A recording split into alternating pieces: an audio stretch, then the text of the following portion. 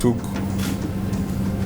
command of the South African Navy at the end of 2022, it was one of my goals very high on my agenda. As soon as I was able to, I communicated with my Nigerian and Egyptian counterparts to revive this most important symposium. I agreed with them to host this symposium in this year, and that is why we are here today.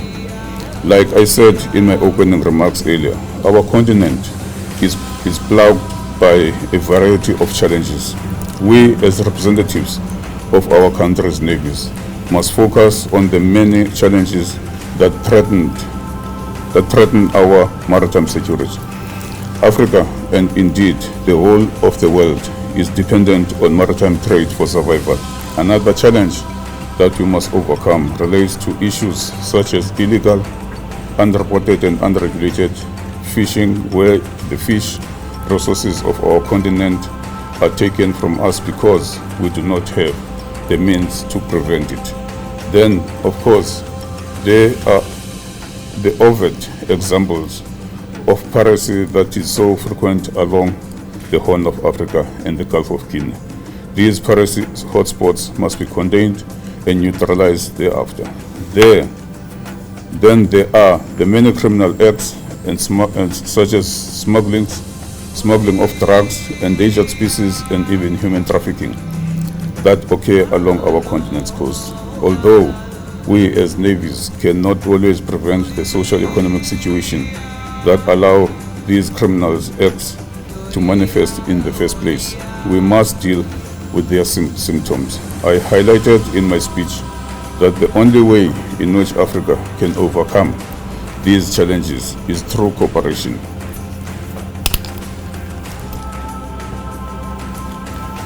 The isiXhosa word sisonke, meaning we are together, shows that as African navies struggling with limited resources, we have no choice but to work together. We are here today to find ways in which this cooperation can be made more practical and applied to address real-world challenges. The 35 countries who are here today represents not only many African countries, but also those countries who have vested interest in Africa and who want to see Africa succeed. These countries all realize that their maritime trade and maritime security is tied to our continents, and at the end of the day, we must all do what we can to ensure global maritime security. First of all, Madam, I want to thank you on behalf of the President of the Republic of Senegal, Mr. Bassirou Diomaye Diakhar Faye, for inviting me in your country to attend the 5th Seapower for Africa Symposium 2024, held in your great country and in this wonderful city of Cape Town. Personally, I want also to thank Vice Admiral Lobese for inviting me to this big event,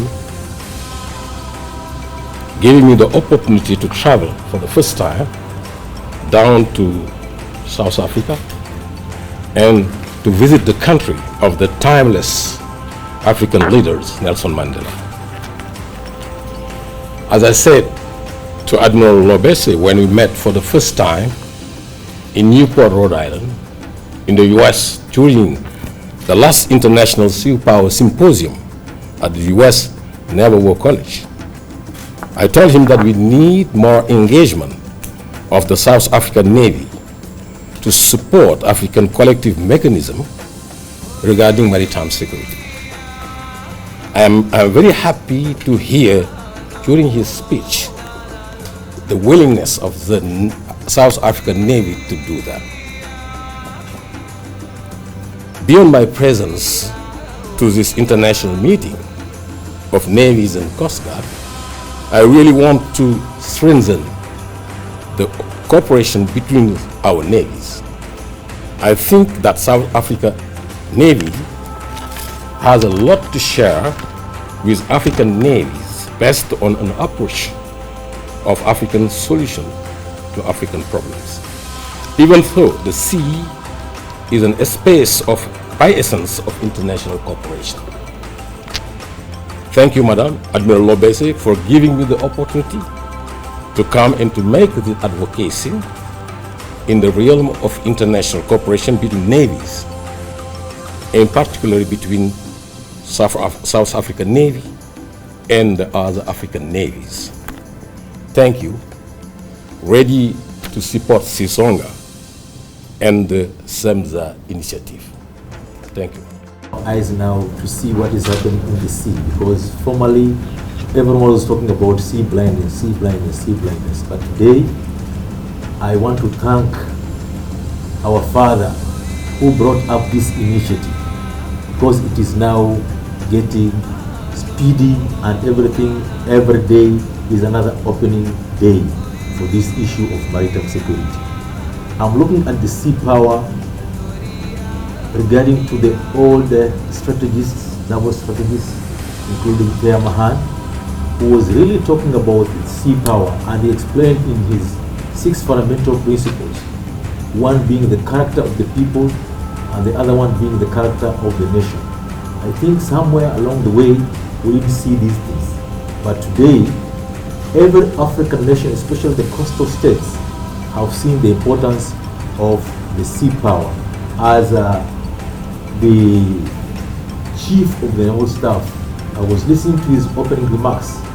I think that one is good enough for all of us Africans to see and understand, so that we can open our eyes. In fact, before he closed his remarks, he mentioned one thing about the funds. Funding has been a problem for African states because, one, the awareness. Maritime domain was a neglected part of our life. I am happy because this is the second time I was here 4 weeks ago in South Africa, the same place in Cape Town, and everyone was talking about the maritime security, maritime safety. Looking at the 2050 integrated maritime security, maritime strategy, Africa integrated maritime security, you can see what is inside the document, and the term which is now surfacing and it has protruded very much is non-traditional security, which we didn't have in our minds before. We always thought the Navy is going to fight enemy of another Navy. We didn't realize about the resources that are here in Africa. But today I'm happy. This is the second time we are being invited here. My commander, I wish you could be here and listen to what the Chief of Staff was opening in the opening remarks on what he said. We in this region, we are facing a lot of threats. We didn't realize first there were threats, because issue of IUU, which is now mentioned everywhere, the issue of other international crimes mentioned everywhere. But until the time we come together as a Navy, and now this is the opener, it's like an eye opener. We didn't know that we can work together. But today we are coming like one continent, like one nation. We are going to, I'm sure, we are going to succeed. Madam, sir, I promise Kenya is ready to join other African coastal nations to fight all the crimes and to explore what we have as far as maritime domain is concerned. Really, there's not much to say. I think the Chief of the Navy has said most of it. I think what journalists would have expected me to say in terms of, as government, what is our take on strengthening our Navy and making sure that it does occupy its rightful position. And can say that I think he's quite correct that as a country we know we've been going through very serious financial difficulties, let alone the fact that our economy is not performing adequately. But we're still, the Defense Department has been over a period of time not funded, because I always say, to confess for my past sins, I used to be the one who screams the loudest about why education should be given more money. So we're raising children, it's important. We are going through peace times as a country. We can be able to postpone, I think, to the detriment of the defense. Now that I come to the side, you see it's been a very detrimental process. But can I assure yourselves that through the President, through Cabinet, we really are looking at ways of re-looking at how we support the Department of Defense for very important reasons. I mean, for instance, the space we're in, the space of water, and it's a civilian. Water either can drown you or it can protect you. So we have to make sure that the waters around you are safe, if you have to be safe. And this cooperation has to happen. I mean, if there are difficulties, the safety is it's our national priority, not even the defense, it's a national priority. So if there are difficulties in Mozambique, things can come, for instance, I'm not saying that they do come through Mozambique, then they're going to land into your country. So whatever that can come through the sea, it's going to end up at your doors. So you have to, really for safety purposes, you have to make sure that you protect your coastline. Drugs, I'm informed, are also peddled through the sea line, all sorts of difficulties. So if we really have to prioritize safety, which is a major problem for us, we have to also make sure that our seas are safe for us to be safe. So it's one of those priorities. Even for economic growth, which is our priority. We trade 90% through the sea, so with the Minister of Transport, we're looking at all questions around the ports and just see how we really make sure that we're efficient also around the coast, and what is it that we do, even with our neighbors again, to make sure that we can position our country economically. We can make sure that even wrong goods don't come, because they come through the sea. Some of the fake things that we have to catch, they came through the sea. So again, we have to make sure that we're strong enough along the waters to make sure that indeed we can be able to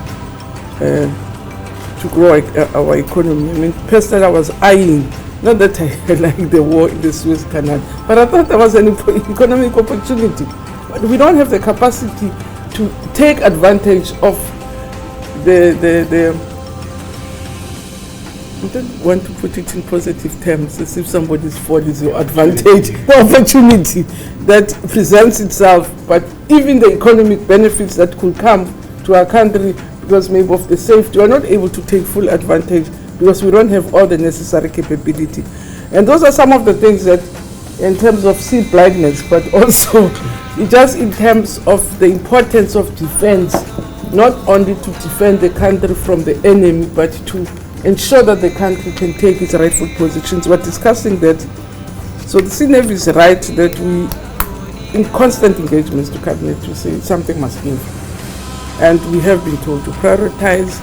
We have been told to prioritize, not in terms of reorganizing the budget. Because I did say to the Minister of Finance, if you say I have to prioritize what? You can't say when you have zero and say prioritize. I can't prioritize, there's nothing inside the kitty. We'll prioritize in terms of where we start as a way of rebuilding. So, so I really want to confirm what you're saying, that we are looking at it this time with a different eye to say, yes, we have to raise our kids, we have to build homes, but we also have to be safe. We also have to cooperate with our neighbors, because we don't have all the resources ourselves. We may want to play big. We won't be safe until there's safety in our neighboring, but also one of our priorities, it's really a safe Africa. You can't have a safe Africa if all of us are surrounded by difficulties. So it also undermines even our priority as government of a safe Africa. It's going to also depend on safe waters so that they don't drown us. There's climate change. We need to share information and see how we support each other, because as South Africa, when somebody asked to say, how are we going to be able to carry all this? We won't be able to carry, and that's not the idea. It's to really rely or lean on each other so that we are able to stand together. Otherwise, on our own, even in South Africa, I don't think we have the capacity to really be the big brothers. We really don't have the capacity, the resources, and the know-how alone. For us to succeed, to have a safe Africa, economic growth, safety, we depend on each other to share information and all sorts of things. So that's really what I really want to say, that we need this cooperation and work on it quite seriously.